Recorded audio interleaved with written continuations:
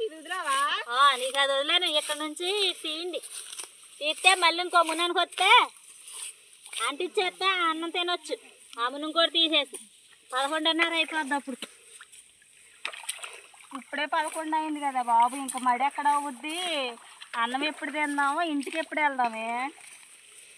చాలా కొలుపున్నాక ఈ గొట్టు కొయ్యలాకే బోల్డంతా ఇదే చాలా గడ్డి ఉంది. లక్ష్మి అత్తమ్మా తీసుకురా, నువ్వు నా ఏసి నేను తీసేస్తున్నా. కొలుపు కళ్యాణి తీసుకొస్తున్నాను జాయిగా. అక్క చాలా ఉంటదని కాదు, రైతుకి పని జరగాలి, మనం తీయాలి.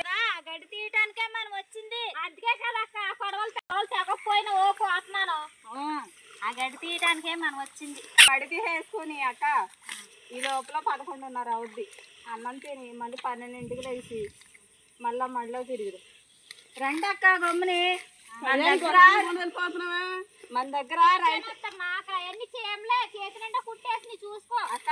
చూసుకోలేదు లక్ష్మక్క, మన దగ్గర రైతు లేడంటే రైతు లేనట్టు చేయాలి, పని చేసుకునే వెళ్ళాలి అవతల. మనం రైతు లేనప్పుడు ఎవరో లేరు కాబట్టి మనం పెత్తనాలు చేయకూడదు. మేము పెత్తనాలు చేసినా నువ్వు మమ్మల్ని చేయనివ్వ కదంతా.